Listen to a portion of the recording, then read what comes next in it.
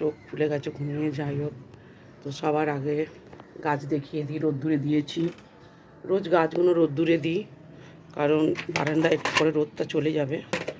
আর তারপর চলে যাব ছাদে। ক্লিপ নিয়ে নিয়েছি জামা কাপড় মেলতে। আজ রবিবার, একটু কাজ আছে, কাজের চাপটা বেশি থাকে। এসে বিছানার চাদর টাদর চেঞ্জ করব, দেখাচ্ছি। তো ছাদে চলে এসেছি জামা কাপড় মেলতে। আর প্রচণ্ড রোদ উঠেছে, আর আজ রবিবার একটু কাজকর্ম বেশি থাকে। ভাবলাম চাদর ফাদরগুলো চেঞ্জ করব। এই যে আমি জামা কাপড় কেচে মেলেছি। আর একটা জিনিস তোমাদেরকে দেখাচ্ছি, মানে আমি তো উঠেই ভয় পেয়ে গেছি। এদের এখানে নিচে 4টে ফ্ল্যাট, আপাতত তো ওর ভাগে 2টো, সব ভাড়া দিয়ে দিয়েছে।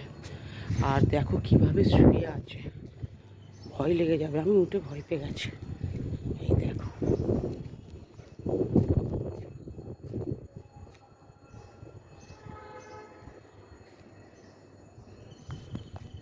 তো যাই হোক, আমি বললাম কী ব্যাপার। আর এই উঠবে, উঠেই যেহেতু আমি এখন বাড়ি যাচ্ছি, নিচে নামছি। আর উঠেই বলবে বৌদি একটু জল দাও, একটু বিস্কুট দাও। তো কী করবো, আমার তো মায়ের শরীর, আমি দিই। আর আগে যখন আমার স্বামী ছিল তখনও এরকমই করতো, যে দাদা একটু এটা দাও ওটা দাও। আমার বড় দিয়ে দিত, কারণ আমারও মায়া লাগে দেখলে কীরকম পাগলার মতন পড়ে থাকে। ওর মাও থাকে ফ্ল্যাটে, তারপরেও ওর এই অবস্থা। নিচে ভাই আছে আর দাদা বৌদি আছে। কোনো দিন মানে কি বলবো, কিছু দেয় না। প্রায় দিন এসে ভাত চায়, বৌদি একটু ভাত দাও, বৌদি একটু এটা দাও। তো যবে থেকে আমার স্বামী চলে গেছে খুব একটা আসে না, মিথ্যা কথা বলবো না। এই হয়তো এখন ঘুম থেকে উঠবে, উঠে বলবে একটুখানি বৌদি জল দেবে, একটু বিস্কুট দেবে, এইসব চাই। তো আমার কাছে আমি থাকলে এমনি দিয়ে দিই, কারণ আমার মায়া লাগে খুব ওদের দেখলে। আমার খুব বয়স্ক লোকদের আর বাচ্চাদের দেখলে আমি একদম সহ্য করতে পারি না, মায়া লাগে। তো ওই রকম, আর মামা বলে ডাকে, আমার মেয়েদেরকেও মা বলে ডাকে। তো ঠিক আছে, আমি একটু ঘরে কাজ সেরে নিই। আর সবার আগে চা বসিয়ে দিই, কারণ আমি থাইরয়েড ওষুধটা খেয়ে নিয়েছি অনেক সকালে, গিয়ে এক বালতি কেচে উপরে মিলে দিয়ে এসেছি। দেখছি কী রান্নাবান্না হবে। তো দেখো, সকাল সকাল চা বসিয়ে দিয়েছি। আর সকালবেলা একটু চা না খেলে মনটা ভালো লাগে না। যত ভাবি একটু চা খাবো সকালবেলা, কিছুতেই চা খেতে ইচ্ছা করে না। মানে দুধ চা না খেলে মনটা ভালো লাগে না। তো ঠিক আছে, অভ্যাস করতে করতে একদিন আমি ঠিক অভ্যাস করে নেব। আমি একটু ঘরে কাজ সেরে নিই, তোমাদের সাথে কথা বলছি কী করছি। যাই হোক, চাদর টাদরগুলো এই যে পাল্টে নিলাম, সমস্ত পরিষ্কার করে। ঘরের কাজ আমার হয়ে গেছে। আর আমার গোপুসোনা এখন একটু আরামসে ঘুমাচ্ছে, ওকেও তুলবো।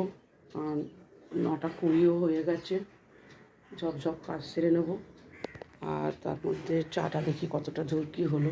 আর আজকের আমি বেশি কিছু রান্না করব না, কারণ চা আমার হয়ে এসেছে, চাটা ঢালবো। আর এই যে ভাত বসিয়ে দিয়েছি, আর একটা আলু সেদ্ধ দিয়ে দিই ভাতে। আজকের আর কিছু রান্না করব না, আলু সেদ্ধ ভাত খাবো। রবিবারের বাজার দেখো, আলু সেদ্ধ ভাত খাচ্ছি, কারণ রান্না করতে ইচ্ছা করছে না। আর কালকে সবথেকে বড় কথা, আমাদের একাদশী। একাদশীর আগের দিনে আমি একটু নিরামিষ খাই, সেই জন্য ভাবলাম আর অন্য কিছু রান্না করতে ইচ্ছা করছে না। আর যেটা করে রেখেছি, এই যে একটু আটা ময়দা দুধ দিয়ে আর একটু চিনি দিয়ে গুলে রেখেছি, এটা বানাবো। কারণ কালকে রাত্রিরেও খাওয়া দাওয়া সেরকম করিনি, সেই জন্য খিদে পেয়েছে, ভাবছি এটা একটু খেয়ে বেরিয়ে পড়বো কাজে। আর কিছু রান্না করবো না, আলু সেদ্ধ ভাতই বানাবো। তো ঠিক আছে, আজকে এই পর্যন্ত। একটু তোমাদের সাথে সকালে কথা বললে ভালো লাগে, তো ভাবলাম একটু কথা বলে নিই। আমি একটু চা খেতে খেতে আমি তোমাদের ভিডিওটা একটু পরে দিচ্ছি। মাথাটা খুব যন্ত্রণা করছে, কেন জানি না, মাথা ধরেছে। এসিতে শুলেই মাথা ধরছে, কিন্তু এত গরম, এসি না চালিয়ে থাকাও যাচ্ছে না। আছে বলে চালাচ্ছি, না থাকলে কে চালায়। তো ঠিক আছে, টাটা। আজকের দিনে আমার দরজাটা খোলা আছে, আসবে এক্ষুনি। আমি দরজাটা একটু বন্ধ করে দিই, কারণ সকালবেলা এসে ভালো লাগে না সবসময়। বেল বাজিয়ে চা কিছু দেবো, কী করবো, মায়া লাগে ওদের দেখলে। এত মুখের সামনে মা থাকে একটু অন্যদিকে, মুকুন্দপুরে থাকে, এখানে থাকে দাদা বৌদি আর ভাই। কি দরকার সব নিজেদের ঘরগুলো ভাড়া দিয়ে এত কষ্ট করে থাকার, জানি না। আর ছাদের উপরে জল পড়ে পড়ে ভেসে কি অবস্থা হচ্ছে আমি একদিন বলবো। ঠিক আছে, এইটা আমি মানে চাটুতে একটু তেল দেবো, দিয়ে সুন্দর ধোসার মতন বানাবো, খুব ভালো লাগবে এটা খেতে। হালকা টিফিনের ওপরে এটা ভালো লাগে খেতে। একটু চিনিও দেওয়া হয়েছে, একটু দুধ দেওয়া হয়েছে, ভালো লাগবে, টেস্ট লাগবে। তো ঠিক আছে, আজকে এই পর্যন্ত।